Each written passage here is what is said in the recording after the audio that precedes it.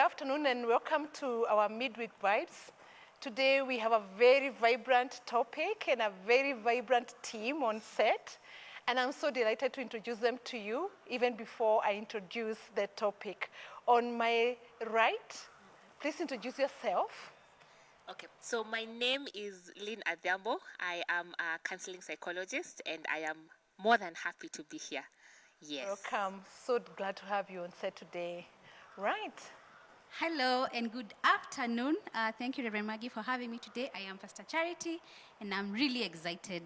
Karibu sana. Yes, and thank you for hosting this show with me. And on my left. Hi, my name is Kevin Zavella and I am the media director of Mamlaka Hill Chapel, Ruaka. Wow, do you see how exciting this is? This is a Mamlaka production from beginning to end. Lynn is one of us here at our campus, and we are so delighted to have you. Karibu sana. Of course, Charity, is always with us, and such a joy to always have you. And Kevin, when he's not here, he's on that side making sure that we have something nice. So our topic today is personality types or personality traits. It's a topic of interest to all of you, I believe, as it is with me. And without further ado, I want to dive in and begin to understand why. What is personality traits? What is that? And why is it of interest to humans like us? What's the point even? Yes.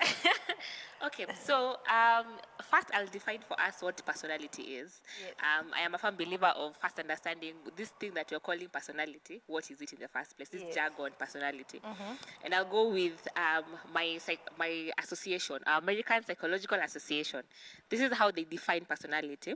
So it's the individual differences in characteristic patterns of thinking, feeling, and behaving.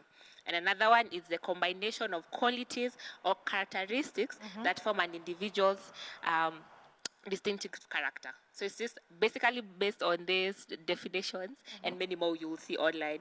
It's just a combination of thoughts, feelings, behavior, and its patterns of. So it's just not a one-off thing and then now you conclude, I think this is my personality.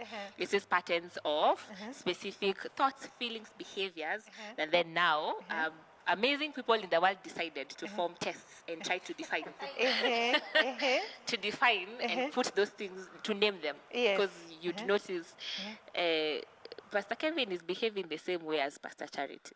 But Reverend Maggie is behaving differently. Right. But Reverend Maggie is behaving like Lynn. But them also, there's a small difference with another person. So that's why people just decided to just, over time, they studied specific behaviors, thoughts, ideations, and then they decided, let's name them a personality. So that's, when we say this is my personality, it is a combination of all of those things into one now. Yes. And those are things that can be observed? Yes. Yes. And most of them are actually observed. It's just something that you observe on your own and others as well can see. Lynn sort of talks more than the average person. She's not like, like us. Yeah. We know. It's true. I'm aware. We have met you before. Yes. But at the same time, you realize, but Nani, they're not as talkative or they're not as reflective or as quiet. So these specific things they study over time, you observe them, and especially a lot of times, I don't know if you've done the personality tests, they ask scenario questions. So how you behave when you're with your family, how you behave at a party, a gathering, how you behave in a public place. Do you prefer to be in a public place or a quiet place, or neither? you prefer to be in space. So such things, the people who just live in fantasy, and that's actually one of the things, part of one of the personalities. So then you observe over time with yourself and others, and then you conclude. When you do this test, you conclude this person is bending towards this over this. Yes. Yes. All right. Let's name them now. Yes. Yeah. So there are so many personality tests. Top of my head, I can think of 5. So there's the Myers-Briggs one. There's the 4 temperament one. The sanguine. The Myers-Briggs one is the one of INFP. Those ones that has letters. and someone can easily just confuse you, throw you off by just saying, I am an INFP. Just wondering What's that? Yeah. There's one for numbers, so where you are a number, I am a number 1. It's an Enneagram test, where it just goes from number 1 to number 8. There's one for type, so I'm a type 1, I'm a type A, I'm a type B, I'm a type C. So a couple of people, based on different theories of personalities, over time, across all the way from when Sigmund Freud, our father of psychology, started these things, they have over time developed different personalities, criticizing others, adding more. But now all of this, so we agree as psychologists, we look for 5 specific traits that cut across all these psychological tests that we are looking for, and we call them dimensions of personality. So just specific things we are looking at, yeah? I'll start with the most common one, extroversion versus introversion, yeah? And it's normally, this one just, we check your willingness to be random, to be social, to be sociable, to be comfortable around people, or versus now the opposite, you're not social, you're not sociable, you just don't want to be around people, you want to be home. That's the one dimension that everyone knows. And that is just one. It's not It's just divided one. into 2. No, it's just extraversion, and now it's extraversion. So what it's called extraversion. So you either have high or low. So when you have high, you're extroverted. When you have low, you're introverted. Then the other dimension is openness. So this one just talks about experiences and learning new things, and your desire to learn new things, your desire to have insights, your desire to just explore and do all of those things. And so there are people who have high, there are people who have low. There are people who I just want to learn new things, I want to develop new things. Some of them just get stuck there. They always have new ideas, yeah. Sanguines fit here very well. I just want to try things. They're not comfortable in a place for at least 2 months. It's called having adventure. Yes, It's called having adventure. they want adventure. And then there are people who are low. Kevin can identify with that very well. Yeah. I love new things. I love learning something new. I mean, it makes life exciting. And those ones are really suffering during this COVID time because Staying in the house is I a want to struggle. leave. Yes. Why are you? Yeah. And then there are people who, now with the ones who have low in this openness trait, they're comfortable with routine and I just don't work, like this is what works. And there are those ones who they are very comfortable with these professions we are used to over time. Accounting works. Let me just be an accountant. I'll go through the system and I'll go through the normal way. Finish high school, finish campus, get a job, get a husband or a wife, get land, get a car, retire somewhere in Rift Valley, die. They don't want any adventure. I don't want to travel. I don't want. Just don't. Yeah. The other one is we call it consciousness. So this is where this specific aspect it tests your level of goal orientation and persistence. So the people who they're very persistent, they're very organized.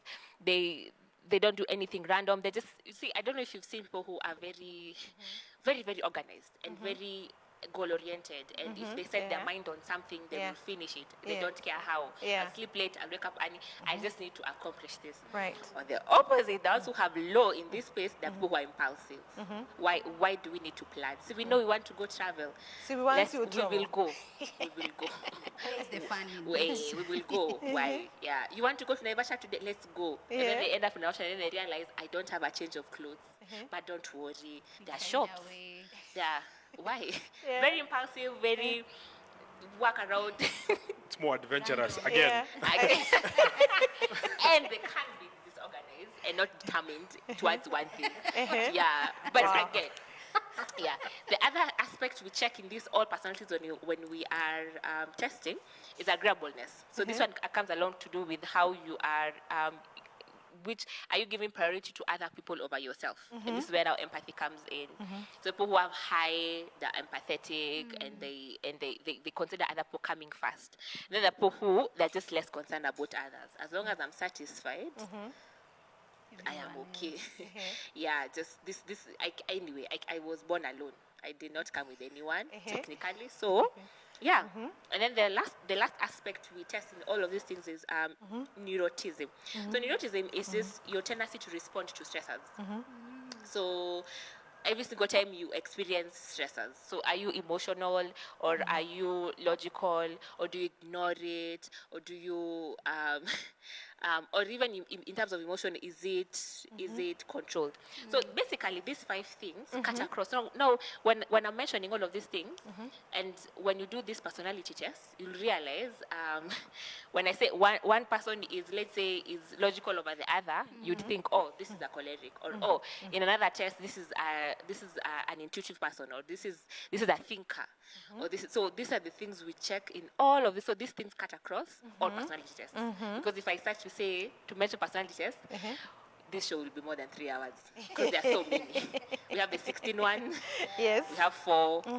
Maybe maybe a new one is being developed today and we don't know that will join in. Right. So yeah, but all of these things test similarly these 5 aspects. Yes.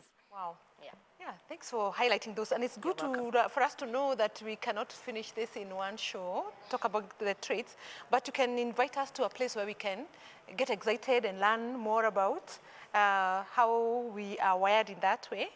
And what's the goal? Why know our traits? That's a really good question, because everyone asks why. What's the point of this? Why? Yeah. Our parents were fine when They didn't know. before we were colonized. They were okay without knowing their personalities. What is it? This is the whole thing. I think the most important part is self-awareness, and it's understanding yourself better, because knowledge gives you power. Yeah. So the more I learn and I realize the specific patterns I have, and there's someone somewhere who has actually explained. And then a bit of this, all of these personality tests, when you finish, I don't know if you've seen, they do strengths and weaknesses. And so you can see, oh, these are my strengths, capitalize on my strengths. These are my weaknesses, I can work on my weaknesses. Oh, yes, indeed. Yes. Yeah. And then number 2, it also helps you understand someone else better. Yeah. Because if I know these 2 tendencies of Pastor Charity, for whatever reason, she tends to behave like this. These patterns tend towards this personality, and I see strengths and I see weaknesses. I can see, okay, so she is, because of her predisposition of her personality, she might tend to behave this way or have this weakness, and it helps me be a better friend, a better employer, a better employee, just a better individual.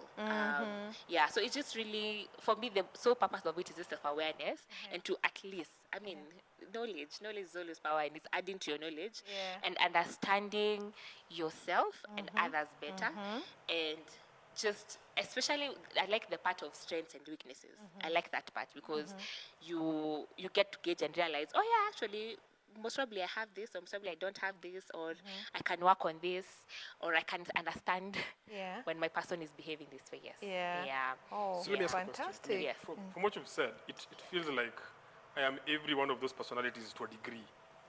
Like the more you talk, the more I realize I have some of this, I have some of this, I have some of this. So like, how relevant are the personality tests according to that? Because it feels like you could just array a list of personalities, and then I am almost all of them in some varying degree. Yeah. I mean, in that case, if each of them has strengths and weaknesses in varying quantities, I mean, it means I have weaknesses across the board for all these things. Yes. I don't like to think of myself that weak, but so I'm like, it feels like I'm everything at once. Yeah. Okay. So I don't want to be biased, but there's a personality test that has degrees of those 2 traits. So they tell you you're more extroverted than introverted, but you're both. And so I think one of the things to demystify about personality is you're just that one, and you cannot possibly have any other personality ever. Like that trait is just foreign to you. That's for Akina Pastor Charity and Akina Reverend Maggie. That's not mine. As who are talking, no. But it's us acknowledging that you can have all these personalities, and a lot of times it comes up in different aspects, but different degrees. But the beauty of it is as of now, and I like how you're asking what's the point then of doing all of these things, because most of the times you can also keep on shifting, or you have all of these things. But the point of a personality test is just to show you you're more of this over this. So if you I can be empathetic, right? Or let's say I can be my approach to life is I'm a feeler, right? And another person's approach to life is thinking, right? So specific patterns, I can't. It doesn't mean now I'm just 0%. I never feel. It means now, when in a given situation, I tend to think more than feeling more, right? Meaning, ideally, then, according to those patterns, I am a specific personality. And that's the point of a personality test and a conclusion of it's not saying because you have this, you cannot have the other. It's just saying you have more of this, which now qualifies you into being a specific personality. Which now the beauty of it is because if, let's say, I'm a choleric, and I find specific strengths in being a choleric, but then because I tend to be, my approach to life is always thinking and thinking and thinking, a weakness comes there because it means there are span spaces. My instinct is to think first, then feel later, right? But it doesn't mean I can't feel, right? It's just there somewhere. Now, when it is highlighted to me that I can actually, there's a possibility, let's say I can be unkind, I go and work on that and improve on that, right? Because that's why they highlight those two weaknesses. So the point of it, I actually feel like, and I actually advocate keep on doing the test, is it helps you as of now, presently right now, as Lane, what patterns of qualities and characteristics do I have more? So those ones that I have more of, I am that personality. So because I am that personality at that specific time, I have specific strengths that I can use at that time, or specific weaknesses that I can work on at that time. I hope I've answered your question. So, Yeah. Yes. is that governed by situations or circumstances that you find that if at this point I'm a specific personality, in a different situation or crowd or whatever, I can be a different one altogether? So meaning you can't say you're specifically just one personality. And even just to throw the question to you guys, it's a really thing.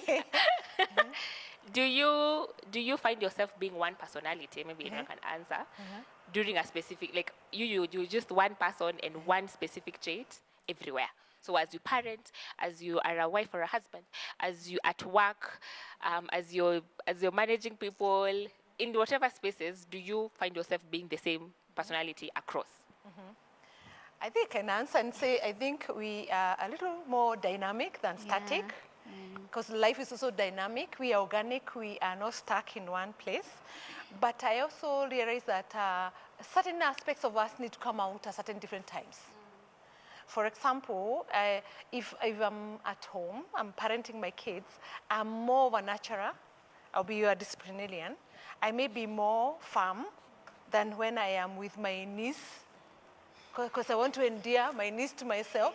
I don't want my, and I want to be the favorite auntie to my, or with my grandchild, I want to be the best grandmother on earth, this kind of thing. So I think the fact of being dynamic, the fact of being in different circumstances and different things of us being required of us will make me tend to allow some aspect of my personality to come out, and I could subdue one in favor of another. At the same time, I wanted to say that we grow. We want to recognize that we are not stuck. Where we started is not where we are. Lots has happened to us. Circumstances have changed us. Environment has changed us. We have learned. We have schooled around certain things. We could become much more knowledgeable. I think that has an effect on our personalities, isn't it? Yes. Yes, teacher, what do you think? I think for me, to this day, if you ask me, I will tell you that I am shy and I'm an introvert, extremely. Like I am those people, which it should not shock you. So in my earlier days for my career, I think I started in theater, and I remember you're given a script, you're on stage, you're so shy, you were just that was me, and I was fine with that, and I knew I was an introvert. And then I remember my first director. So in the middle of being shy on stage, he threw a binding file that hit me. So he's like, if you want to be shy, you just walk out. So I think over time, I began to act like an extrovert, but I don't think I'm an extrovert. But even to this day, everyone says I'm an extrovert. I am not an extrovert. I am I want my space. I am those people of like, this is me. Steer clear. That's who I am. So when you say that I am you can be this, and you can be that, and you can be this, and you can be that. I mean, at the back of my head, fine, it makes sense. Knowledge is power, and I've understood myself, and I know that each year and each day I'm growing, but I think deep down I'm holding on to the fact that I am an introvert, I like my space, and I want to stay like this. But situations usually just come out, like us here. And it sometimes it feels like I'm sitting by the side and I'm watching myself talk to you guys. It feels like this is me acting. I'm not sure if this is really me. So I have to go, sit down, analyze everything, and say that, fine, it makes sense that I could be X, Y, and Z at the same time. I mean, I'm a growing being, I'm maturing. I mean, now I'm a parent, I can't say I'm an introvert, I can't say I'm gonna go hide in the bedroom and my kids stay there. Though sometimes I try, It doesn't work. It does not work. Children don't listen that well, especially when they're that young. So they just want to come, they want to jump on daddy, they want to play with you. But I think I've always maintained the fact that deep down, I am an introvert. And I like to hide away. But, and every other interaction that I have is me acting. So it's that's why I agree with you and I don't agree. Yeah, you're just in between. Yes. I am watermeloning this situation. So I'm halfway because I think situations usually push me to the point where now I have to be interactive with people. Yeah. Now I have to be social. Yeah. I mean, the first time I was working in Mamlaka, I was told that I am snobbish. But in my heart of hearts, I believed I came to do a job, I am doing it, and then after I finish it, I am gone. But now to the outside person, it looked as if I was snobbish, and I'm not snobbish. It's just I'm quiet. So you see where I am. I'm in the middle. You make sense, but I still feel as if there's that true personality that lies deep within that says I am this, and no one is going to take this away from me. And I like how you're saying you're the one who's holding on to that, even if evidence is, there's evidence, there's facts that show you are actually an extrovert. And it's just as you had asked, is different circumstances push us to a different personality. And that's why over time, something like Myers and Briggs came up because they realized we just can't say you're this and you're only this. You're a choleric and you're choleric, and or you're introverted and introverted. They had to develop more. And I'm even sure over time they'll even develop even more variations of personalities. Yes. Because they realize all of this person, this person called the human being has all of these things, yeah? Because you realize I am an extrovert, but there are some places where I'll be quiet. I'll be very, very quiet until you realize, are you sick? Like people ask you, are you sick? Are you okay? But no, I'm fine. It's just that I am just not feeling like doing this. So it's just, yes, so different dynamics, different things can, and especially with parents are here, there's normally a shift in personalities. There is. And you didn't know you're an extrovert until the kids came along. I think Oh, wow. I married a wife who is those people who draw energy from interactions with other people. Yes. Yes. So, and she's very interactive. She's very social. So remember, one of the best things I like about her is that we can go to family events and I can release her into the world. So she interacts with everyone on my behalf. So I can just sit down and be quiet. I mean, just sit and observe. I don't mind that. I like to sit and observe. But even to answer, just to also finish this part, maybe I need to mention this, but there are also some times where I like where keep something in the core. Sometimes at the core, there are specific things that even if you change different specific places, there are specific things about you. So like me, who is very talkative, I've been talkative my whole life. I've always been talkative. It's not, there's really, even if I'm sick, I'm talkative. So, Unless you're sleeping. unless I'm sleeping. And maybe I'm dreaming in my sleep, so I don't know. So I'm just, yes. So it's, even if in specific places, my talkativeness will come out in a specific way. Like over time, even if I'm around people I'm not used to, over time you'll realize this person is extroverted. Like the way he's saying, even if circumstances pushes you to explore some attributes, a lot of times you tend to be inclined towards innately. Deep down in my heart, I just prefer to just be alone in my room and lock myself.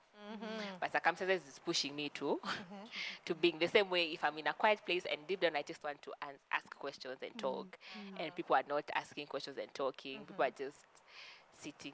And yes, Yeah, I actually have a question. So I've had this word called ambivert. And the ambivert is someone who's between introvertedness and extro. Is it a word or is it something that we came up with? does it? It's something we came up with.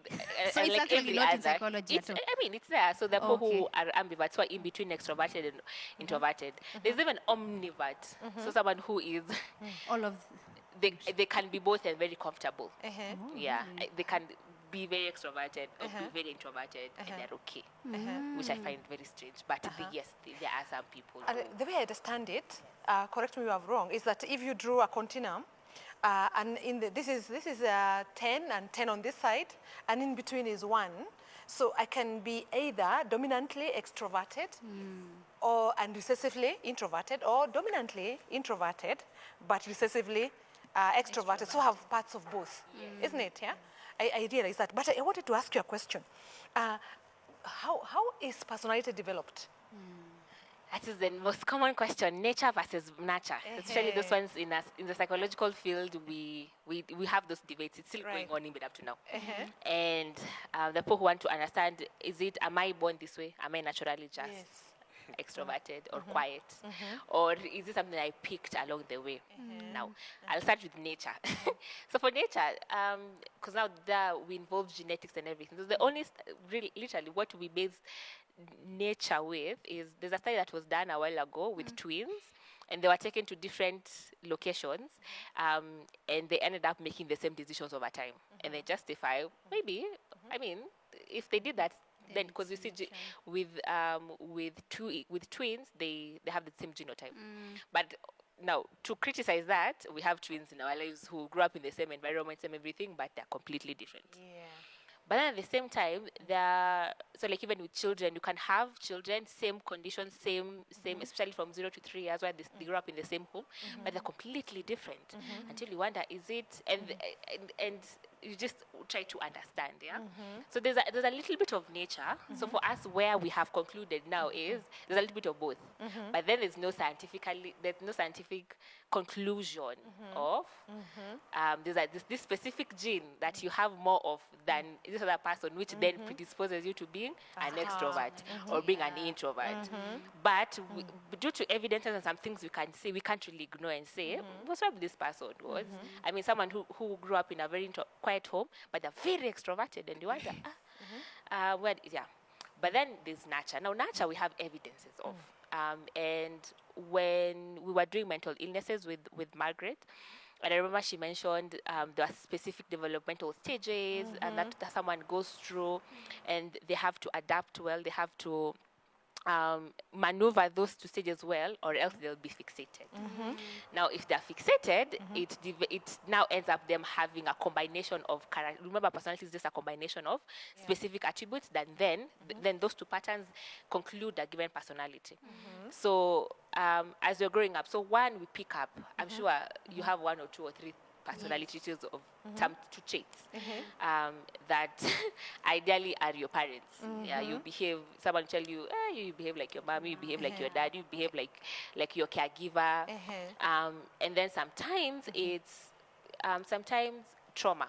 So you can go through a specific traumas in life, then lead you to have the extreme version of of your personality. So sometimes, let's say you are a talkative girl, you are a quiet person, and then let's say you grew up in an emotionally abusive home, so you do not have rights, you don't speak, right? So 2 things can happen. You can grow up and just don't speak, end up being a very quiet person, and just develop that over time. And you can see that even a lot of times in my sessions, when you ask someone who says they feel like they cannot express themselves, I'm not assertive, and those things, when you trace it back, it's every single time they were toned down. You're too talkative, they were suppressed. The opposite can happen. And because I didn't have rights, all of a sudden after now you get your independence in university or even away from home, you're the most extroverted person ever. Because I, like myself, I had a very strict dad at home. At home, I wasn't as talkative. But outside there, people knew my name. People knew who I was. Wow, thank you so much. I think we want to take a short break. Let's take this break, and then when we come back, we can explore more about the impact, greater impact of especially religion or Christianity. How does it affect our personality? Do we stay stuck, or does it help us change? Ewe Mungu wa majeshi, ninapenda kukaa nawe, maskani zako zapendeza, nazikondea kwa shauku kubwa. Heri siku moja mbele zako kuliko siku elfu mbali na wewe. E Bwana, nguvu na msaada wangu, takupenda daima. Moyo na mwili wangu Bwana vyakulilia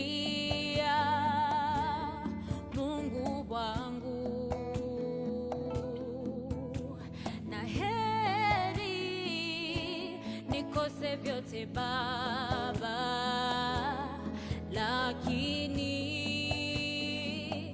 nikupate wewe. Heri siku moja mbele zako kuliko siku elfu mbali na wewe. E Bwana, nguvu na msaada wangu, takupenda daima. Heri siku moja mbele zako kuliko siku elfu mbali na wewe. E Bwana, nguvu na msaada wangu, takupenda daima.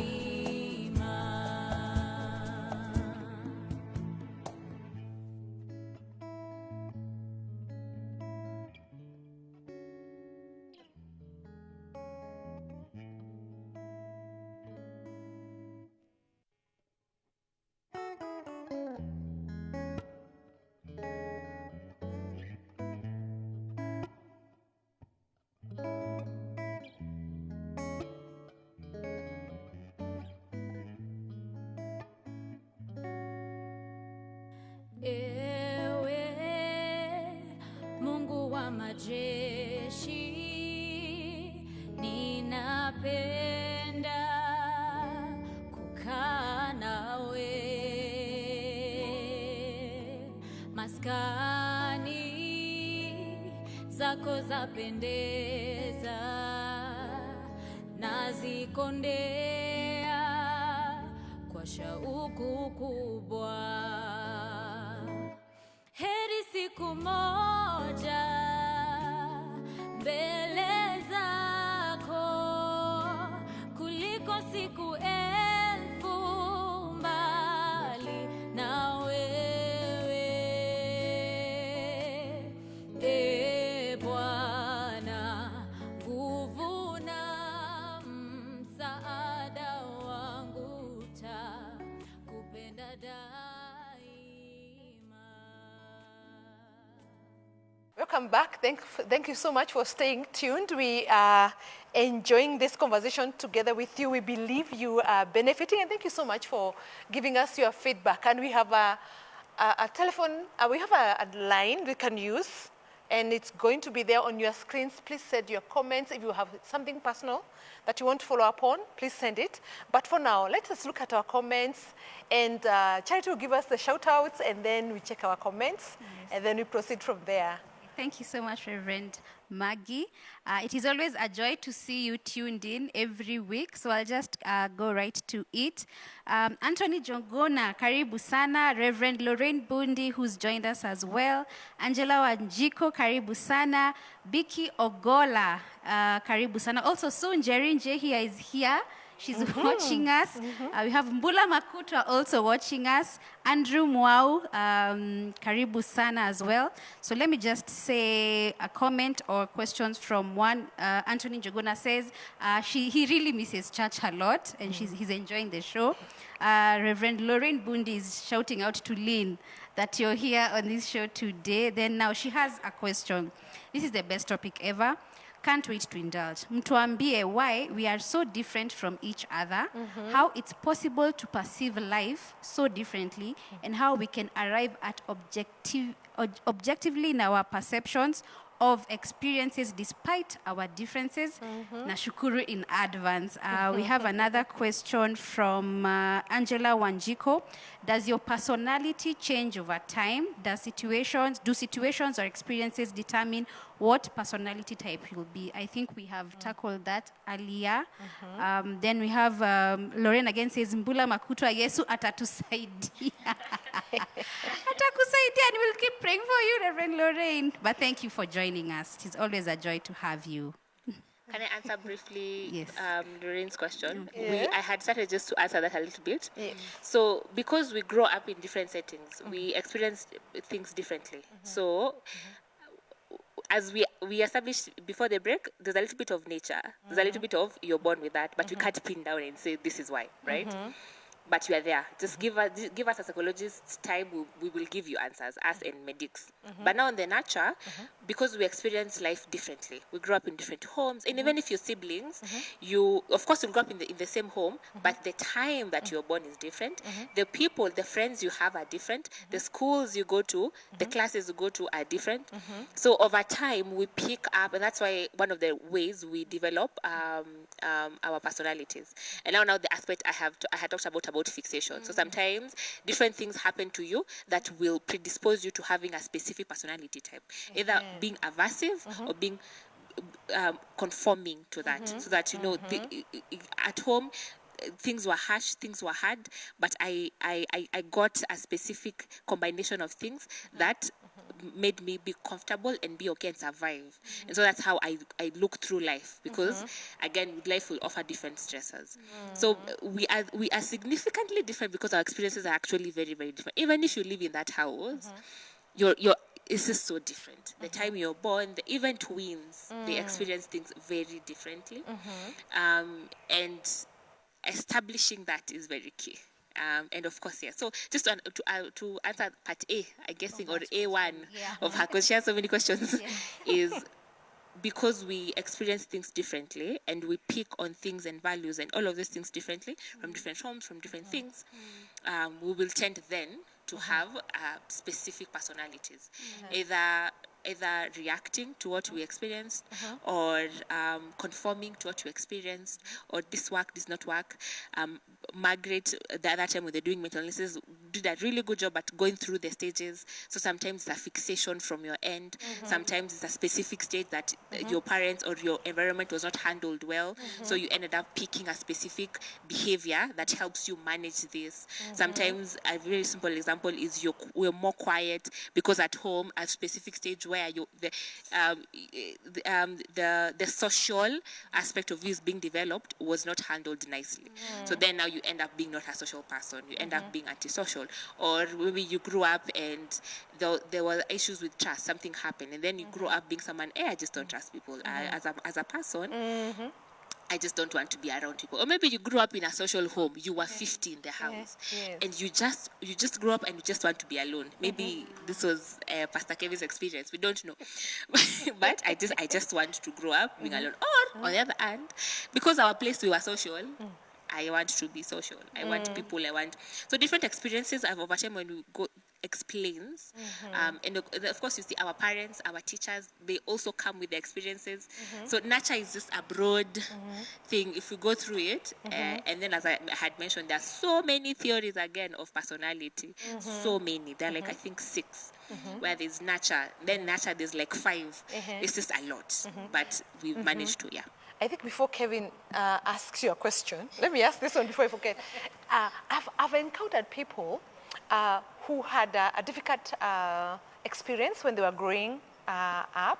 For example, they washed a lot of dishes. I met this lady who had washed a lot of dishes and cooked a lot. So when she became big, an adult, she didn't want to cook and she didn't want to do dishes. Why is that? Because again, reactive. So this was a hard time for her. This was a sort of a trauma for her. Yeah. Because as a firstborn, I know it can be traumatic. Chores can be traumatic. So it's possible to get trauma from chores. Even chores, because imagine now, like as a firstborn and my secondborn sister, we are 7 years apart. So meaning, even if she grew up, there's only so much she could have helped with. So sometimes over time, you end up doing something so much until you just want out. You get so traumatized. And our parents don't see this, but when you really think about it, African kids, after they grow up, we don't want to do these things. Let me just not. Yeah. I need a break from this. Actually, I think I'll hire someone to do this more. True. So I've had that a lot. Yes. Guys who don't want to keep cows because the trauma of Napier grass. Yes. And it's just like when I grow up, Yeah. I need a different system for myself. There's a smaller percentage that wants to continue because it's comfortable. This is what I know. So they actually end up doing more chores and they want to continue doing. But a significant amount, they just want to go the opposite because it was just a space that was not unhealthy. And especially even for our African setting, again, we need to look at culture when we're looking at these things. So how we were made to do chores was the problem here. It's not even the chores themselves. It's as if it's prison. how. Exactly. I think it's more like how. It's as if you wash dishes or you die. There's no in between. If you want to be alive, There's do no chores. negotiation, There's yeah. no negotiation. Yeah. So and especially remember when they were going through developmental stages. This can be conditioning or negative reinforcement. So where I know if I do this, I will get this, I will survive this. So I end up as a child, you become conditioned to that. But then over time, you unlearn this. Just like I need to break from this conditioning. I need to. So sometimes how you also make your kids, for the parents out there, how you make them do chores is the issue here. Because people from the West are not traumatized by chores, but they were doing it. The people who even had farms, but they seem to enjoy it. Yeah. So even around these things, this response, don't how you introduce it to your children or your people or even your significant others, because you can even traumatize your significant other with with again how so for us the way chores were introduced, myself, I'm speaking myself as well, it's I think you're speaking for most us of as well, us. especially me. I think it's very hard I mean, as an African parent, I mean, we wait for our children to grow up so they can be doing the Be chores. sent. I know, Or so they can Bring be that sent. remote. Bring the remote. Yeah. Take my plate to the kitchen. I mean, I Make remember me a that cup once. of tea. I know. Yeah, So I remember yeah. my daughter had gone to visit her cousins a while. And then the moment she had gone, the other one is a little bit small. So when she had gone, we finished supper and then the plate on the table. And then you're like, we went to bed, we woke up. Then we said, why are there dishes on the table? Then we realized our daughter is not home. And she's the one who does the dishes, in terms of just taking them up and takes them to the kitchen. Yeah. So we decided, so it doesn't become an issue where she grows up and she doesn't want to do dishes. We have an incentive where we buy you a lollipop, or the fabled Kinder Joy, which is just insane. Or, things like that. So we don't traumatize her. So I think we just give her that. And even teaching the principle around chores. Yeah. You can, because you see, for us, we were not taught the principles of this. Our parents were teaching us really good principles, but we didn't know what those things were because They didn't explain. Yes, Yeah. you're You just really. do it. Your introduction to chores is just like, okay, am I supposed to pay for being in this house? Yeah. But then when you explain the principle, child actually grows and knowing this is my parent teaching me responsibility. So again, I guess for me it's just the how. Yeah. So I have a question. So in terms of personalities, I mean, someone could grow up and say, I am like this, and then you do a personality test. And then when you do the test, it confirms that you are this kind of a personality. So you say, because I'm like this, I will continue doing this. So it's my habit. See, I've done the test, and it said that I am like this. So I can go on doing all the things that I do. I mean, is anything wrong with that? Because see, the point of the test is self-awareness. Now I am aware I am like this. So I'm okay. I have a name for it. I can actually. continue doing what I'm doing. Listen, Sumbo, don't come into my space because I'm like this. This is me. This is me. Take me as I am. Yes. Take me as I am. I'll go. I'll start by saying identity is not personality. And I think we mix those two, right? So I do the test. It tells me you are this. It tells you you are adventurous, you're a sanguine by that extension. And so you become a sanguine. Yeah? But then what we don't understand is that is a combination of traits and some behaviors that we conclude you're a sanguine. But is that who you are? And it's a combination of identity. Because you see, personality is part of identity, but it's not identity. And this is something we mix a lot. And so I do this test, it affirms me. And then I look around, like, yeah, this is me. This is who I am now. I am a choleric. And it even extends to even you identifying others. So when you see a choleric being empathetic, you're just like, no, cholerics cannot, Reverend Lorraine, cannot be empathetic in any way. Yes. How? The empathy is not something they, right? Or extroverts. Introverts cannot keep quiet. No. So don't just lean with a specific job that requires her to keep quiet because she will mess it. No, right?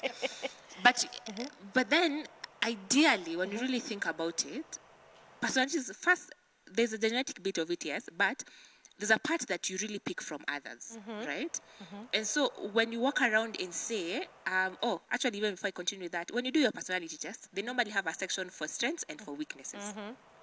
Now, I'll give an analogy. You watch the news and then you're told, tomorrow there might be rain. You say, now I know. And then the next day you don't carry an umbrella. How has that information helped you, right? You will get rained on, right? But you knew, you were aware of what's going to happen the next day. So it's the same aspect with personality test. The point of this personality test is not for you to name yourself and live your life. There's normally a part for strengths. The part for strengths is for you to capitalize on that. So one, affirm. So sometimes you might be doubting, maybe this is a strength. But then they confirm this is actually something you can capitalize on. And the people who really capitalize really well on their strengths. So like as a talkative person, I can capitalize that on even career choice and decide because I'm talkative, let me go towards a line that will require me to talk a lot and go there, right? I can be a lawyer, whatever, right? If I'm introverted, let me be an accountant. I will have a space, I'll have my office, I'll have my... But then there's always an aspect we neglect, the weaknesses. So the point of these guys highlighting the weaknesses, not for you to know and now walk around and justify bad behavior. I like to say bad manners. And excusing it as well. And excusing it. No, it's again, because the point of you being told it's going to rain tomorrow, it's for you to have an umbrella. There's a reason why they're telling you earlier on to do something about it. So now I have discovered I am this. There's the part of strengths, there's the part of weaknesses. I have some weaknesses. And the beauty of it is, in the psychological world, when you come to therapy, we have techniques for that. We have techniques to help you with these weaknesses that you might have. Right. So that you don't walk around and say, this is me, and this is what I do, and so this is who I am. And even just to pitch in a little bit and say, we also need, because I know we'll probably talk about this more in future, but there's specific attributes we attribute to specific personalities. And I liked how you asked me before, how comes cholerics tend to be self-aware and others are not, right? Or how comes this specific trait, introverts, they tend to be empathetic, phlegmatics, they tend to be empathetic and others are not. And my cry to everyone is, let's have these traits above these personalities. So where, because I think we box ourselves and we box even things without having definitions. I'm a fighter for definitions. So when you look at a word like self-awareness, it's actually just getting knowledge and information about yourself. Now, because people who are cholerics, we are more vocal, right? We will tend to look like we are self-aware, right? Because when circumstances comes, we are not scared to express those things, right? That doesn't mean the other person who's not similarly expressive isn't self-aware. They are. So we try to box assertiveness into a given way. Assertiveness only just means you have to stand and speak your mind and shout. So if you're not doing all of those things, you're not assertive. But you can again express assertiveness in other ways, right? You can write. If you feel uncomfortable speaking, the people who have actually spoken their minds to writing, even during the colonial times, fight for racism, all of those things, the people who are very vocal in their writing. They did not march, they did not walk, but they were very, very vocal in their writing and other ways of doing this. So I think it's one, establishing your personality identity is very different. Personality is part of it, but you can't walk around and say, hey, I feel affirmed. I think this is it. And every bad behavior now, right? I mean, it's officially excused. I have no control over this. I don't know what to do. Yeah. And I think it is even sadder now. Let me bring in Christianity when we justify these things now and say, I have no control over this because of my personality. I am more predisposed to unkindness. And so just please bear with me, be fellow believers. I don't know how to be empathetic. I really don't know, and I don't know what to do. And it's just beyond me. Wow. But the thing is, with personality, it's a combination of traits and behaviors. So you actually can, and the psychological world has techniques that can help you to work on some of these things. So to answer your question, it is just look at it objectively. Don't peg it to the personality and say, this thing, I am like this because of my personality. Take that attribute aside. That is a bad behavior. Whether people in that personality tend to do it or not, it doesn't negate the fact that it is just a bad behavior. And the bit of it is you can do something about it. So settling in and saying, this is who I am. First, that's not who you are, because that's not your identity. Exactly. Yes, exactly. It is part of your identity, but it's not your identity. Yes. Excellent. Yeah. I think, Kevo, you wanted to say something? Yes. And our time is really moving. So, as a Christian, let me just say this, then we tie it together. Because we are Christians, we know the role of the Holy Spirit in the life of a believer and how that changes everything, including perspective, including behavior, and we can no longer have any reason to excuse bad behavior or even sin. So with that in mind, I want you to go ahead and share what you wanted to say and give a parting shot, because we're going to end up. Yes, our time is so gone. Yes. So my response to that, which will also tie into that parting shot, was fine. You have said that I'm using the personality test to reinforce my bad behavior. Fine. We have determined that I behave badly, and I have done the personality test, and it says that I am like this, so I'm okay with it. Now, the next step of asking the person to change his situation, I mean, if you were to say it's someone who is introverted, it's a very big challenge for me to be able to step out of my space and try to interact with people or try to do this. Or if I'm very vocal about something without particularly having that whole empathy thing, it's going to be a very hard task without the essence of introspection. Which I think is which you're going to say that. So I think it's a very, it feels like a very big. You can't. I sit, I do the test online, and then I discover that I'm like this. Then I say, you know what? It's fine. This is who I am. I'm going to move on with life. So that tendency. I mean, now this is speaking strictly if you are not a Christian and you're particularly comfortable in your own skin. I would move on and I would just live life as I am, and I would not be bothered. I mean, if you're bothered with my so-called bad behavior or bad manners, you just find other friends. But I think for Christians, at least this is on to the parting shot, I think for Christians, the fact that Christ says to adopt his identity. And if I'm to quote, rather to reference Reverend Louis' sermon from last week, I mean, to use the word from a sense of, as a mirror. It's like a mirror to constantly assess yourself. I mean, it's a lot of work. It's a lot of work. The person who wants to blasé like me would feel like, you know what, if I look at the personality test, then I see that I'm like this, then the word of God says I should do this, I feel as if I should just avoid the personality test.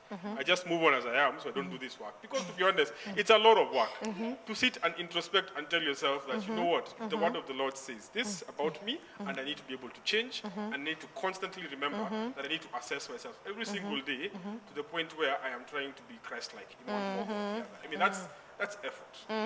That's I mean, speaking for myself. Yes. It is effort. Sometimes when you introspect and you look at yourself, some of these bad behaviors you enjoy. It's, to be honest, you enjoy, and it's very hard to be able to get to a point where